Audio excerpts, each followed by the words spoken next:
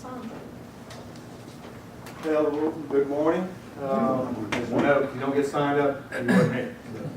Even if you're on video, you wasn't here. Make sure you get signed up. They will be taking this class, so questions at the end. I'm Roger Smock with the Rail Division, DOT's Rail Division, safety consultant. This is Sandra Artis. She's the coordinator for the B-Rail safety program at the Rail Division. We'll give a short presentation on rail safety, and then Mr. David Hennett and Meredith McLean will do right away safety presentation immediately after that. So, we're going to start out with some lights. Video, attention getter.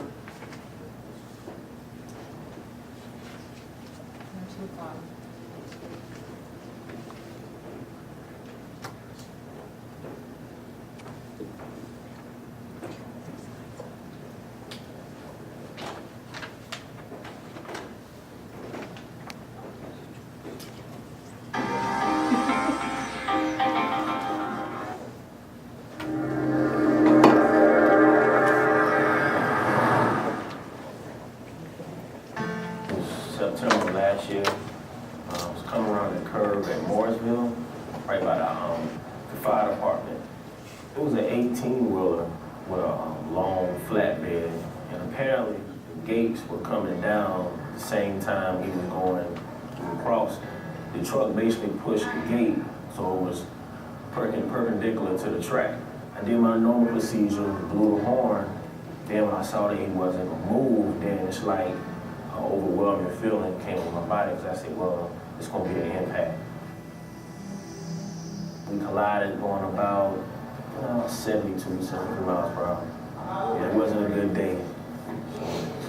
It's like a numb feeling, your heart starts racing, I mean, your adrenaline goes up, and you have to just tell yourself, you can't panic because you don't want to do anything critical. When the lights start flashing and the bells start ringing, you should immediately stop. And then when you see the gates come down, don't even try to go around. Just go ahead and, come to a safe, complete stop and just wait, because, it'll save your life. Be real safe, respect the crossing, and respect the track.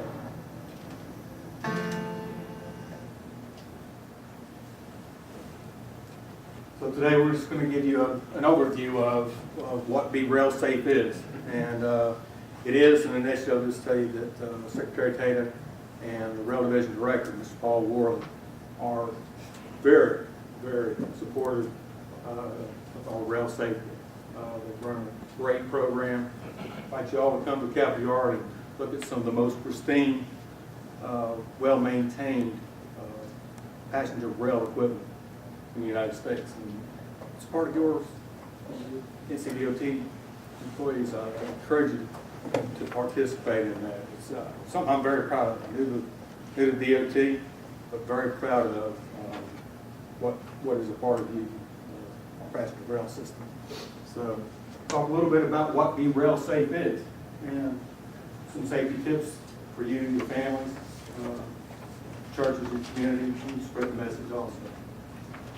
So, there's a few stats from, and as Ms. Artis said earlier, to get our official stats, they come from the Federal Railroad Administration.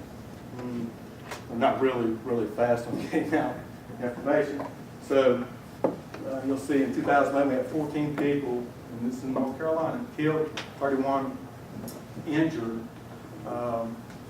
playing, riding, walking, driving, or whatever, doing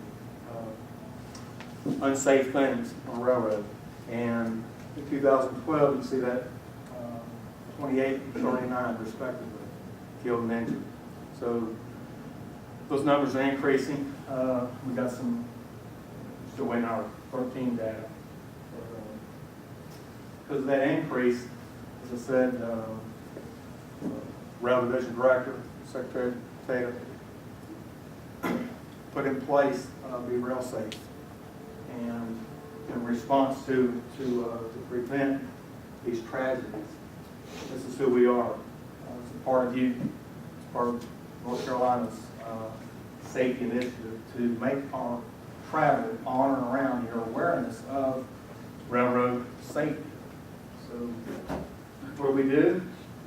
Our goal is to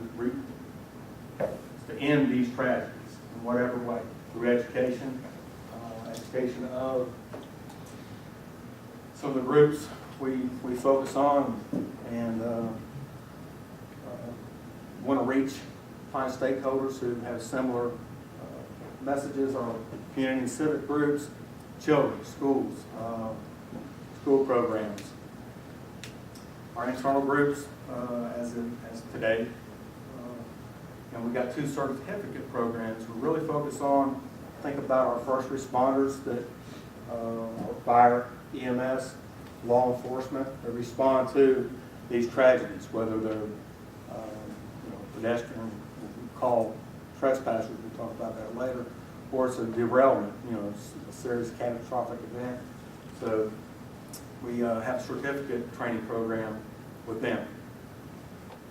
We want to educate our judges and district attorneys about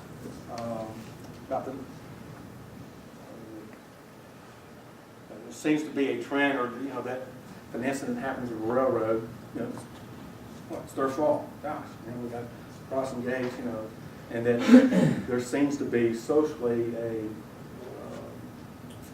a feeling that it's a victimless crime, but it isn't. We'll talk about that. There are many victims throughout an incident, railroad incident, and we want to educate our judges, our district attorneys, law enforcement to better approach rail safety and promote this safety message.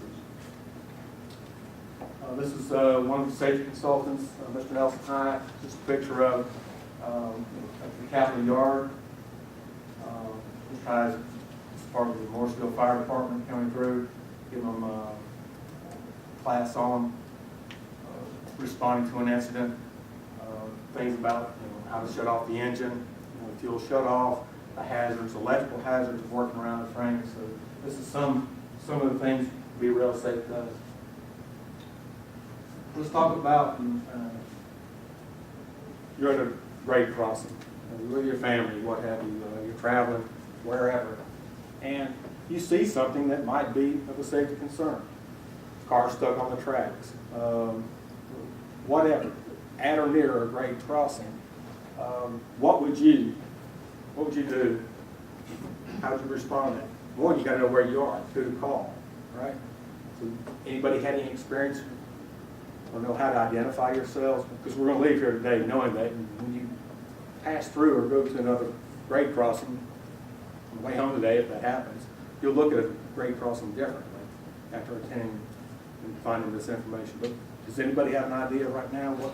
How you identify yourself? Yes, sir. Yeah, I've actually had to call in. I tell them who I am, what I'm doing in that case, and there should be an identification plaque on each crossing that you can identify. Exactly.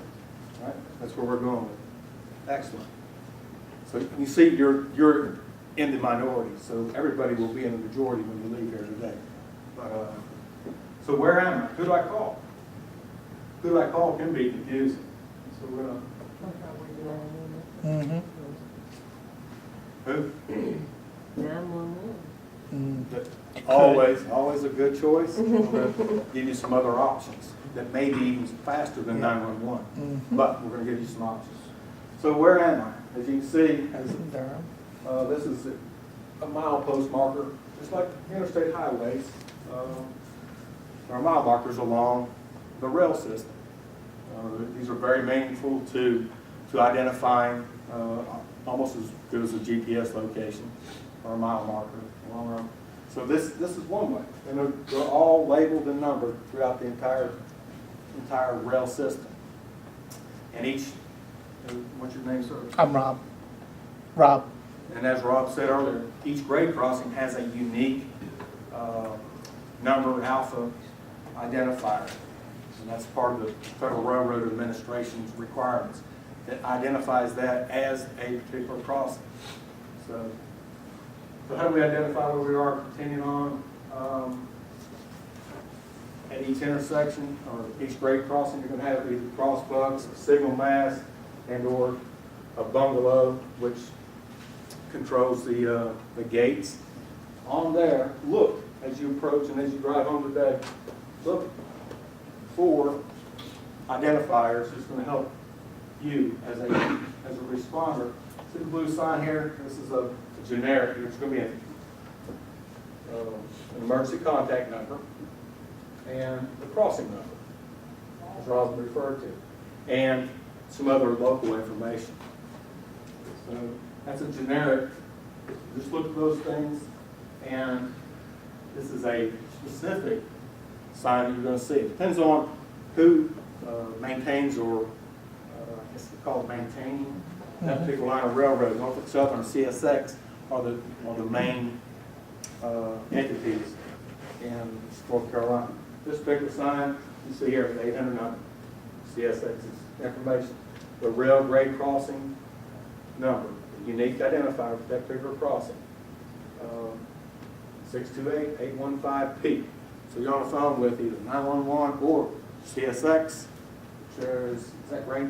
South Carolina for dispatch, and then Norfolk Southern is Florence. It's the other way. Other way? CSX is Florence, Thank you. Norfolk Southern is Greenville. And you tell them, I'm at 628-815P, and immediately they know there's, the rail master would know what traffic is coming, and take the emergency procedures. Now, if there's an incident there, a tractor trailer's making a wide turn, what have you, and drags that down, and that's your reason to call it. And you don't see this, 911, I'm on Cherry Street at blah, blah, blah, and get the message out. So, and this is also the milepost. You saw the milepost 55 earlier in Durham, and that would be milepost 180.6. Additional information for the call center. Another part of our, I know you go from very serious stuff to what looks like, this is another serious part of our Be Rail Safe, and that's getting this message out. We have an outreach to children. So if we start a culture of respecting the tracks at a young age, BeRailSafe.org, some information I gave you, handed out to you. We encourage you, families, small children, church groups, what have you, to encourage children to interact with these learning tools here. So the message we give them is trains cannot stop quickly, right? They're huge and going fast, and in their language. We also tell them that trains always have the right of way, even over a fire truck, an ambulance, a police car, blue lights and sirens will not stop a train. So if we start that message young, then our community's safer, and our rail system's safer. So that's a part of our Be Rail Safe message. This is another outreach we have here. Let's talk a little bit about the May 2010 incident in Meadow. So it's an Amtrak train, hits a semi-tractor trailer, it's carrying pulling a low boy with a huge tractor on the back of it. Actually made national news. It was a very catastrophic incident. A dozen people injured, 1,700 gallons of fuel spilled from the locomotive, and just absolute chaos for that community. This is what it looks like. You can see who we have here on scene. Some DOT representatives, right? We have a DOT mess right now. So you may find yourself or someone in the field responding to help the local community clean that up. This is what you might see here, some of your coworkers. See the gates, signal mast.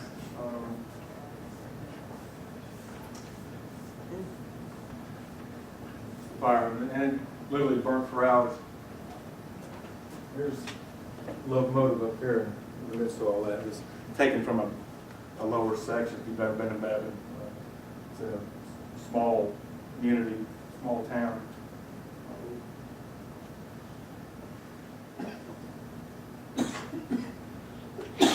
And fire department was, how close?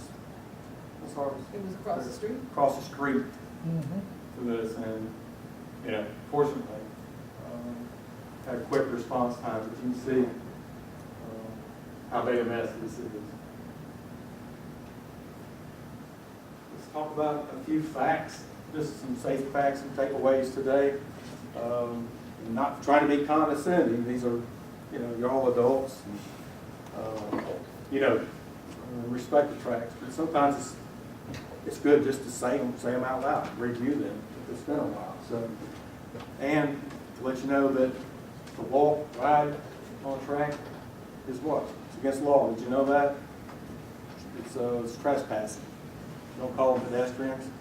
In the industry, it's called trespassing. And be cited for that, arrested, what have you, whatever the case might require.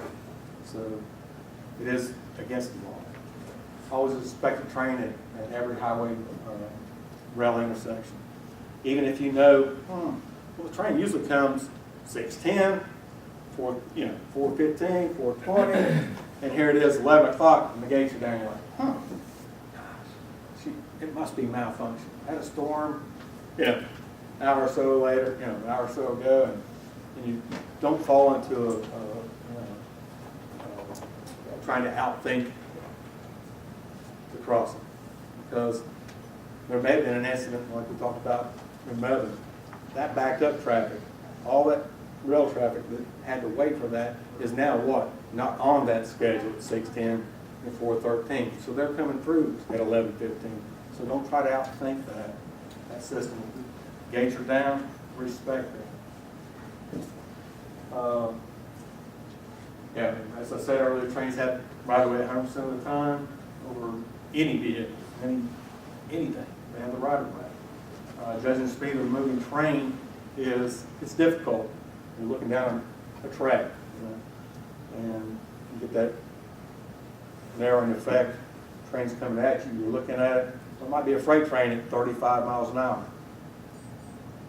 And it could be a passenger train at 79 miles per hour. Right, so those are some typical speeds. Depends on they have speed limits they have to abide by also. So, but they could be traveling as much as 79 in a rail system.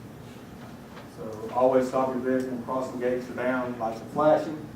Never stop your car on the tracks. Never, never, never. If it fails, if you see somebody fails, get them out of the car immediately. 911 or the 800 number. Just because you can't see the train doesn't mean it's safe to cross. So Ms. Artis uses an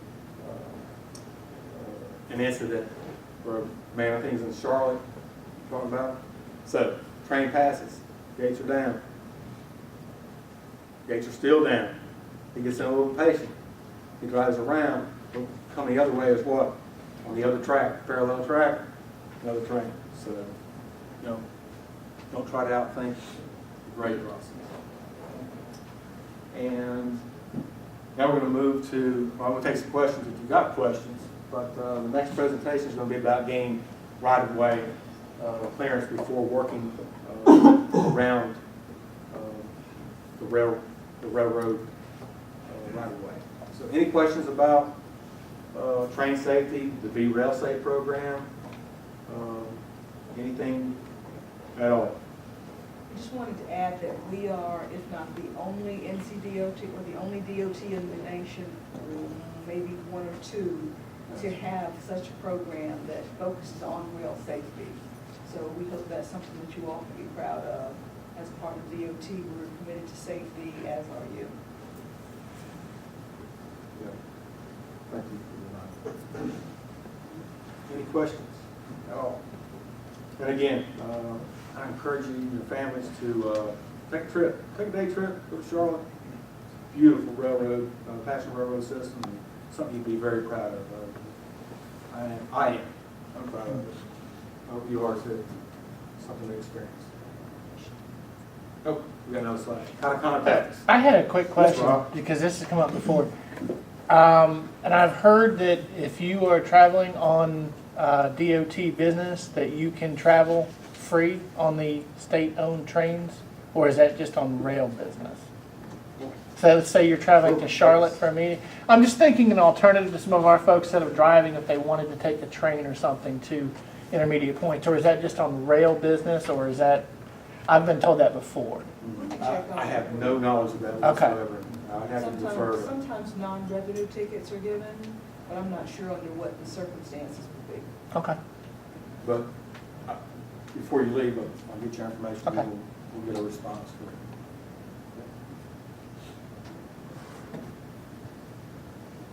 BeRailSafe.org. And these phone numbers here to contact. Come on in. Come on in. Contact us. Thank you for your time. I believe when you fly through the railway crossing next time, you'll be looking for the blue signs. The railway crossing also. Mr. Hannon? Good morning. My name is David Hennick.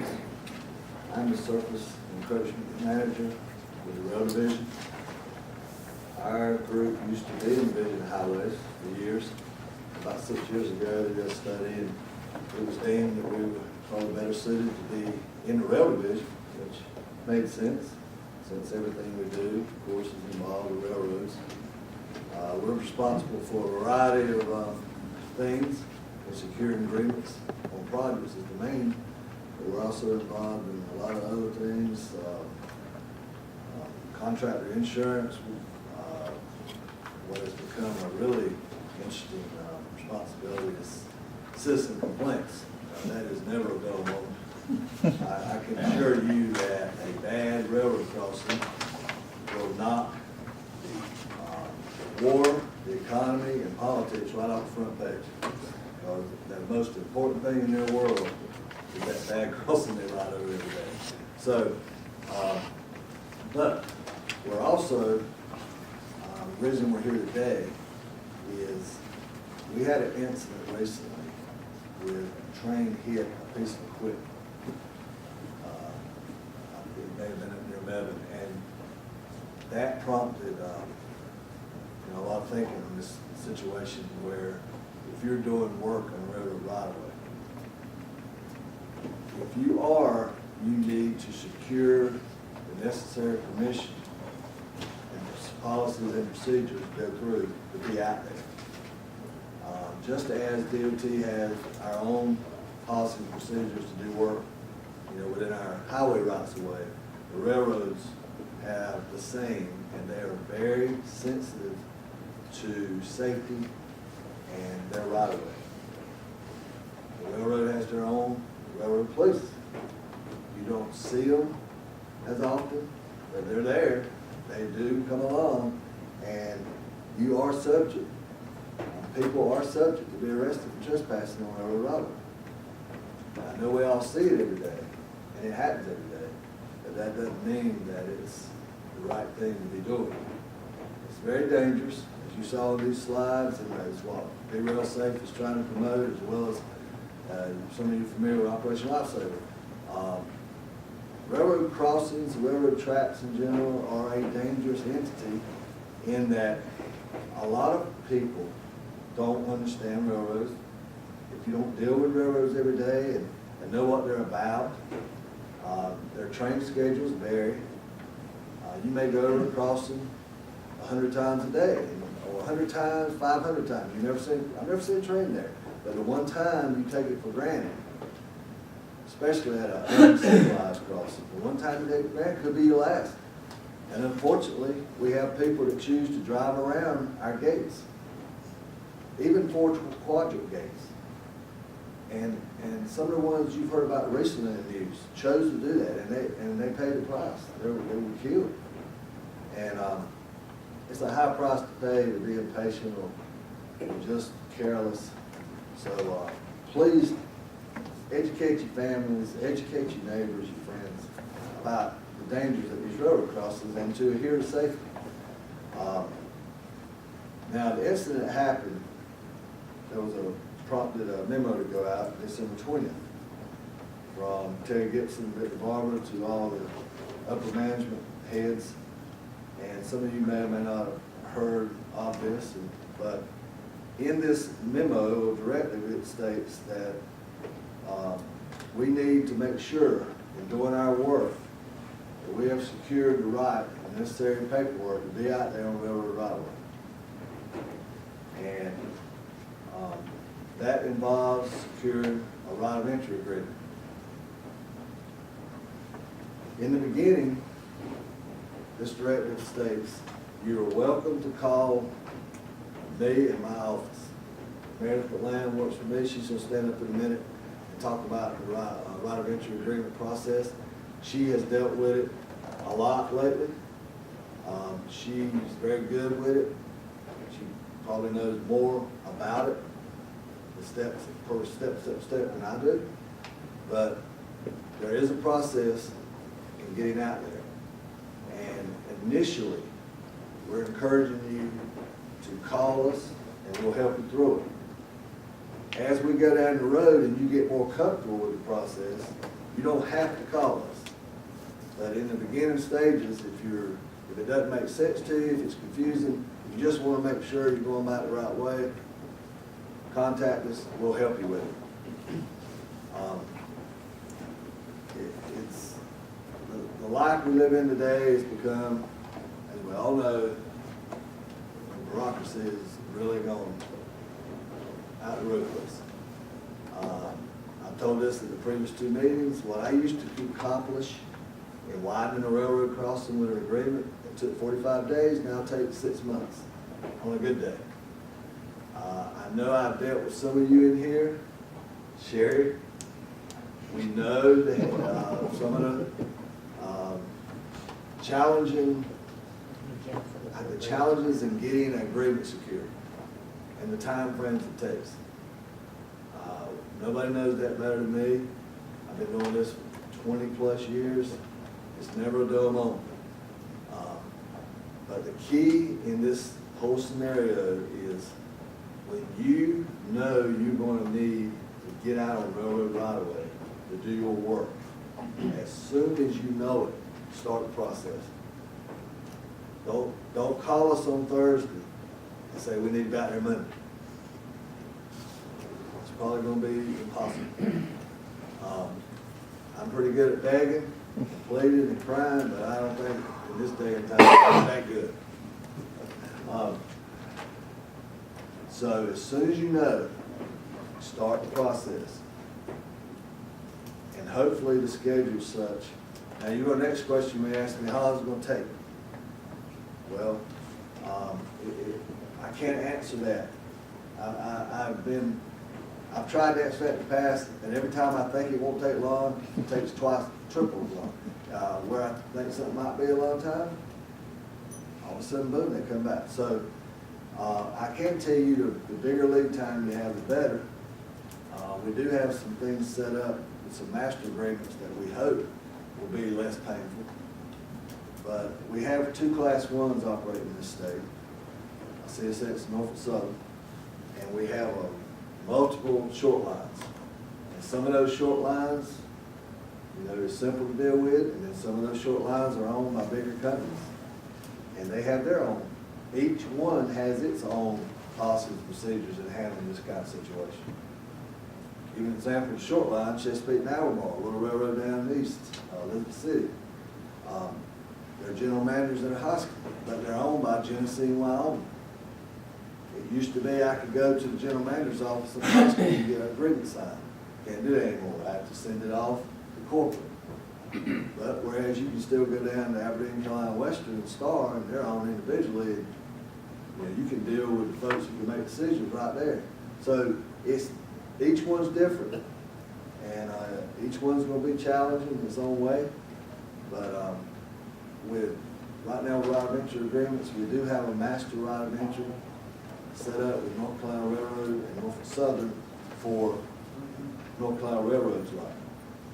North Carolina Railroad owns the railroad from Morehead City to Charlotte. The state bought out the remaining shares years ago. The state owns North Carolina Railroad. They own the track, they own the right of way, everything. Norfolk Southern has a long-term lease to operate on. Now, the legislature set North Carolina Railroad up as a private company. So we have to deal with them just like a private company. So we still have to go through that process, but we do have a master set up with NS and NCR that hopefully will make our right of entry with them better, streamlined. But with Norfolk Southern alone on their tracks elsewhere, we don't have a master set up with them. We hope to get one. We're working on it, but we don't have it in place. So we still have to go through their processes and requirements. So I'm gonna let Meredith Lamb step up now. You see a handout. She had provided you with some information going forward in this process. I'm gonna let her talk about that. Maybe if you have questions initially after looking at that, or in general, ask Meredith, ask me. But Meredith, I asked you to step up, maybe you can comment on the handout of your experiences. I listed out for the two Class 1 railroads, CSX and Norfolk Southern on here, detailed on what to do. And as you can see, first it's talking about the master right of entry with CSX that we have, and the kind of work that's listed on here that you can do, or that was included in that agreement, which is mostly preliminary engineering type work, testing, geotech, surveying.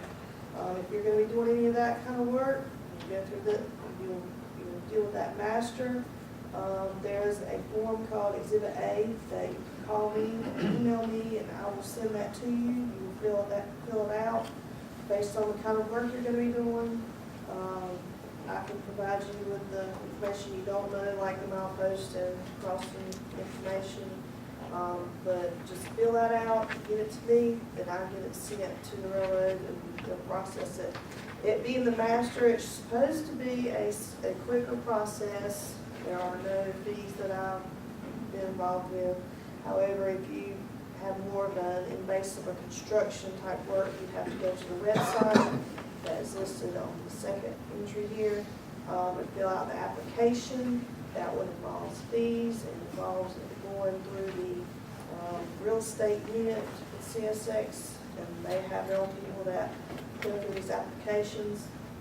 And you have to provide a whole lot more documentation and diagrams, so it would be a little bit more involved and more timely.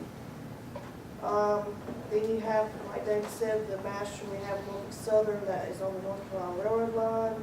We have that in place. Every 2 years we have to get that renewed. The only thing it says in that master, it gives a phone number of an office that you call. So you would call them and pretty much go through whatever procedure that the superintendent needs you to go through. It's supposed to be a pretty quick process.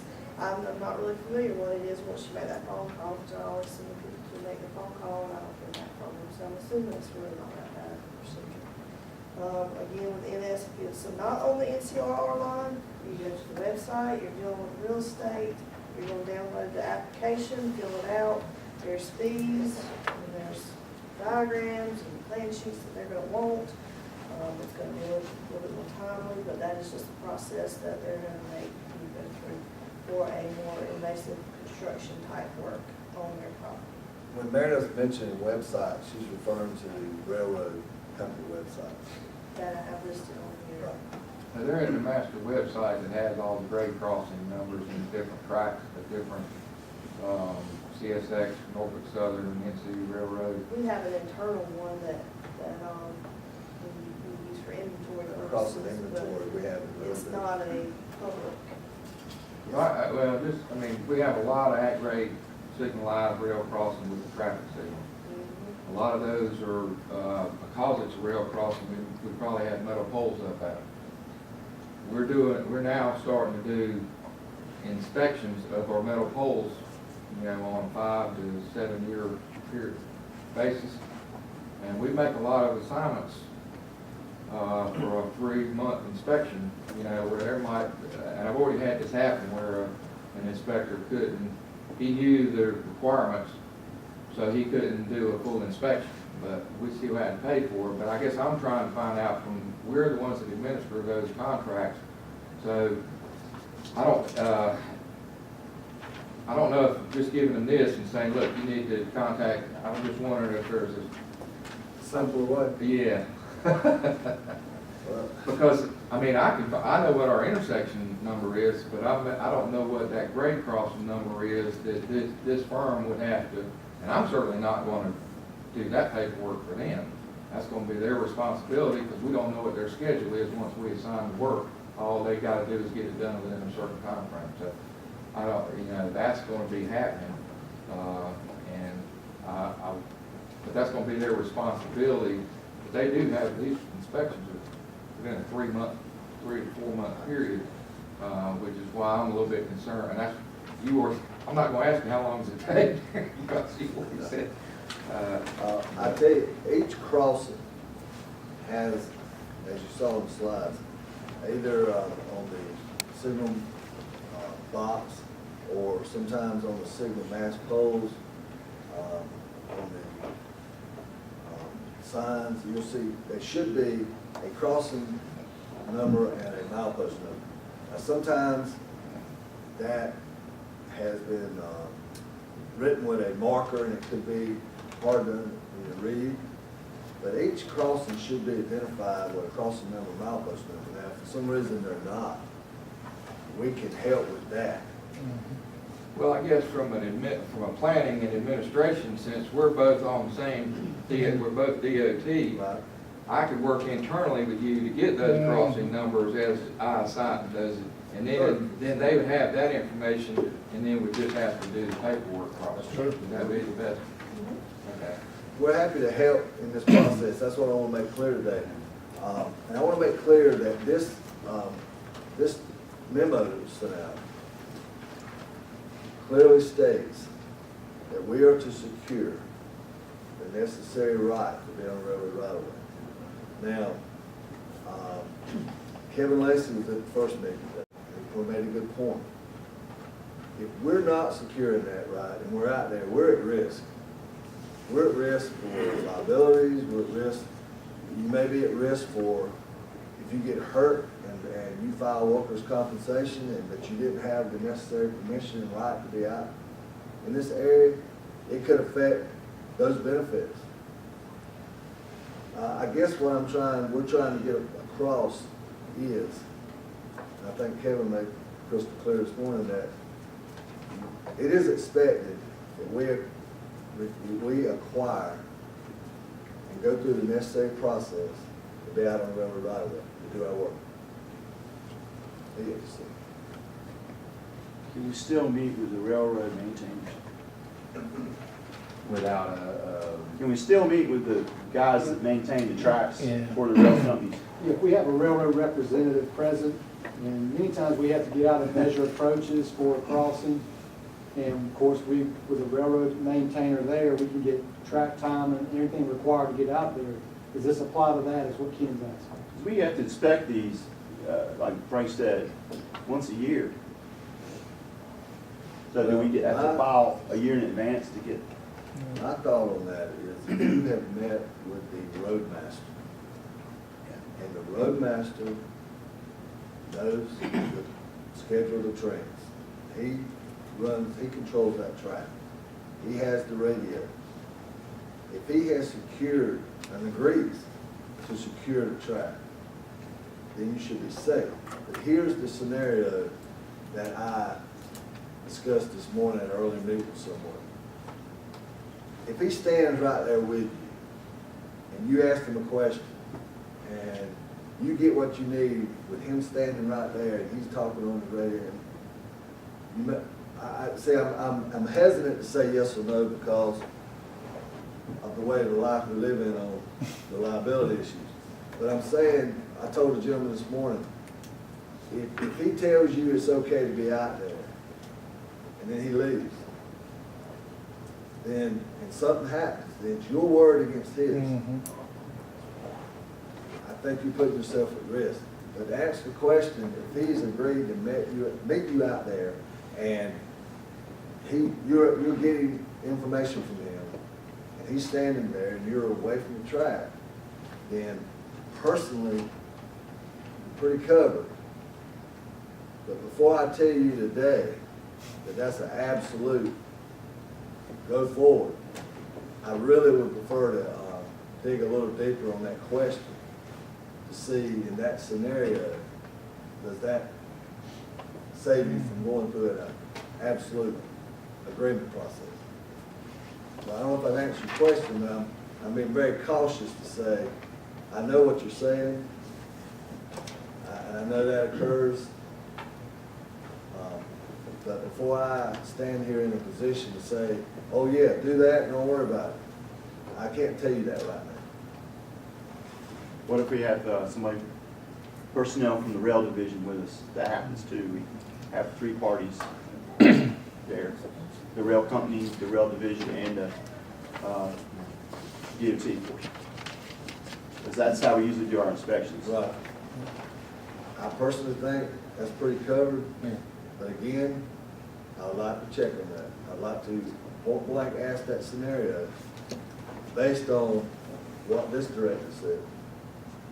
David, a lot of times all we need to do at our intersections that have rail crossings is walk down the road with a measuring wheel. If I don't leave the roadway, do I still need to get an agreement to cross the track pretty much as a pedestrian at that point? That's not my interpretation of this. Okay. That's not my interpretation.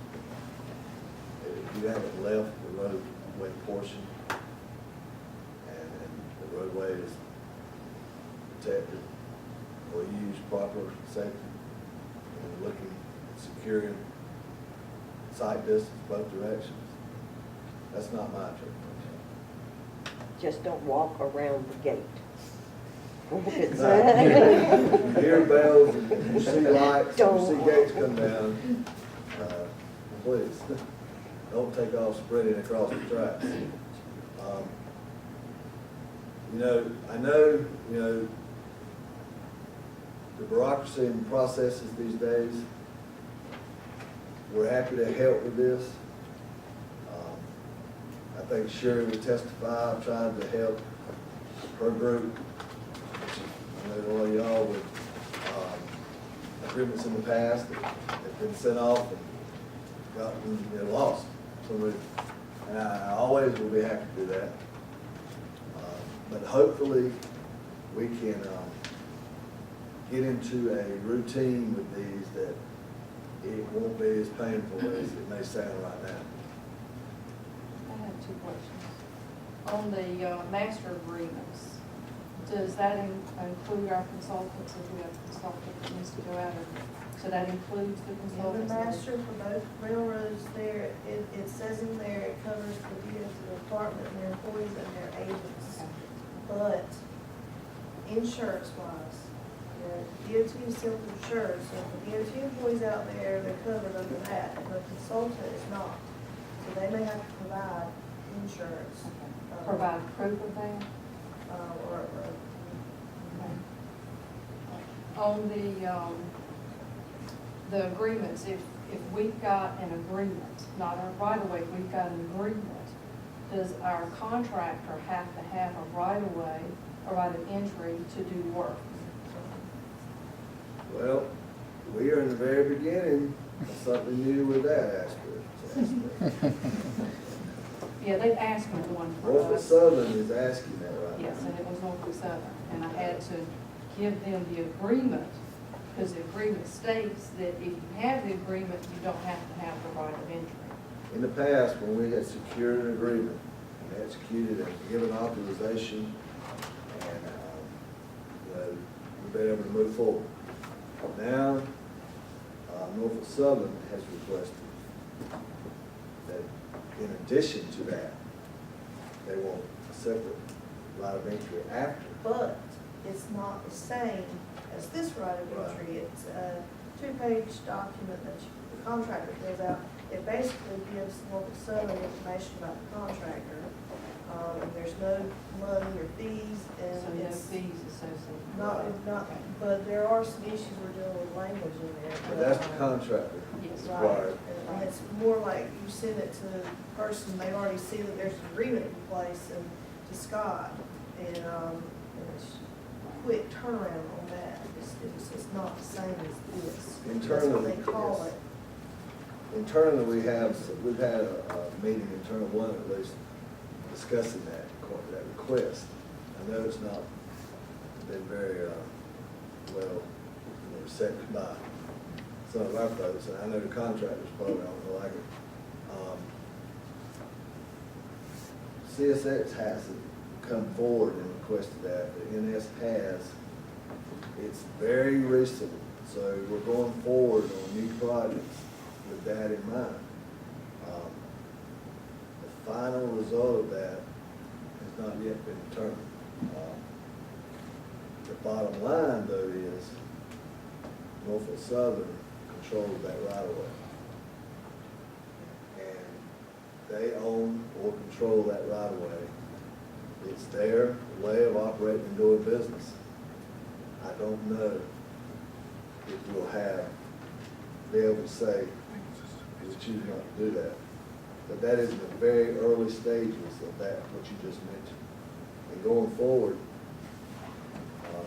I don't even know, if we may have done one going forward.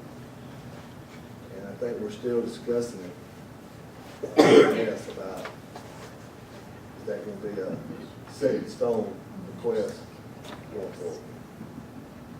So I'll update you on how that goes, but as it is right now, that is how we're going forward. It will probably have to be done, to answer your question. Railroad right-of-way varies just like our own.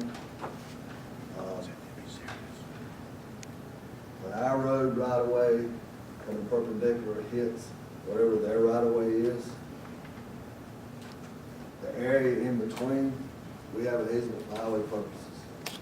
We don't control that right-of-way.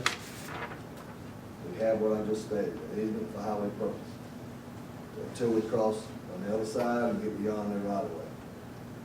Give you an example of that, what I'm trying to talk about there is, if the end of these two tables is the railroad right-of-way, if Time Warner wanted to put a fiber optic cable in the shoulder of the road, and we grant them an encroachment, what we grant them stops right here.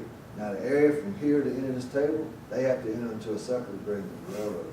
Even though it's our highway running along, we go over the crossing and go forward. So, the railroad right-of-ways, a lot of them were granted back in the 1800s by charter, governmental charters. They own their right-of-way and fee in some places, they have easements in some places. But the vast majority, not close to 100%, is they were there and had a railroad system in place before we had a highway system in place.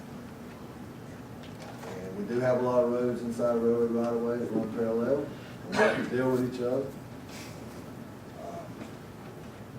But again, stressing what we're here today to talk about, though, is the right of entry process. And if we need to accomplish our work inside their right of way, and we need to make sure we have got permission and go through the processes to cover ourselves from all aspects. And again, going forward, we are here to help with that. Meredith, myself, Kirby Warwick works with us. There's only three of us, but we all three handle a whole lot of things. You can talk to any of us. Meredith, Brandon has dealt with this matter a lot more than Kirby and I, but you're welcome, and we encourage you to call us in the beginning. But again, as you go forward and you do one of these or two of these, you're not required to call us. It's not a necessity to go through us. We're just here to help with it. And as you get comfortable and secure your own agreements, you don't have to call us unless you need us. The point of the day is to make sure we all understand we need to go through a process, and we need to secure a right of entry on railroad right of way. That right of entry, is, if you're gonna be in the right of way, regardless, so in other words, it doesn't matter if the crossing is grade separated or not. Like in downtown Durham, the railroad right of way actually covers one of the the side street running adjacent to the track, and the railroad right of way, which, you know, most people wouldn't even know where that is, because it's not identified, but Rob happened to be there on a field investigation, and he knew where that right of way was. But this was a grade separated track, but we were out there, one of these low bridge crossings that we're trying to deal with in downtown Durham. But the right of entry still applies if you're in the right of way, period. Is that correct? Doesn't matter whether it's grade separated or at grade. Well, in that case, Meredith, I had talked to you prior to our trip that day, and you said that one was not required because we were not going up on the tracks or doing anything to foul train traffic. So I guess, in doubt, call them to find out if one is needed, tell them what you're doing, and I mean, to be on the safe side, you could, but in our case, I had talked to Meredith ahead of time, and she had told me we did not need one for the work that we were doing for that particular. And in doubt, I would also recommend calling the roadmaster, just to let the roadmaster. And we can help you with roadmaster names and numbers if you need that. And Frank, That's the same as the maintainer, right? not necessarily. The signal maintainer is responsible For a certain amount of traffic. Yeah. Yes, but the roadmaster is the one who's track and right of way, maybe rail, track, so all that. The maintainer is more concerned with signalization circuitry. Frank, to follow up on your earlier question, one of the things that we've been trying to do, especially the last several years when we update our preempt plans, is make sure that that rail crossing number is also shown on the plan. So if you do have, in your case, metal pole contractors going out, presumably the only way they're within the railroad right of way is it's a preempted signal. So if it's a preempted signal, that number should be shown on the plan. And if not, I do have a database or a spreadsheet that probably has 95% of the crossings listed on it that I have, and I know the regional engineers have a copy for the crossings in their region as well. Again, it probably covers 95% of it. I can't guarantee it's totally up to date, but we have that if all else fails. And going forward, it's very important in these, filling out these forms, if you can get it right the first time, the information they ask for. If you don't, or if it's incorrect, or if it's left blank, that can hold up the process. And I can't emphasize enough, we're here to help. Don't hesitate to call.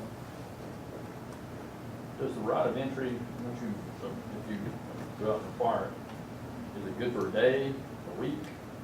Yeah, as long as you're working on this project? You'll have to specify in the application on that exhibit A, when you'll be out there, for how long, as much as you can. It's a month, it's Monday through Friday, 8 to 5, overnight. We'll have to put that on there, so they'll know. Because they're really using this to determine if they need a flagger out there. And that was going to be my next question. Will they give you a contact person or somebody, we're asking for it and we know we're going to be out there on a certain day, will they give us a contact number or something to let someone know through that agreement? Any more questions? All I can say is bless your hearts. Because it can't be an easy job. Never a dull moment. Thank you. Thank y'all. Thank you.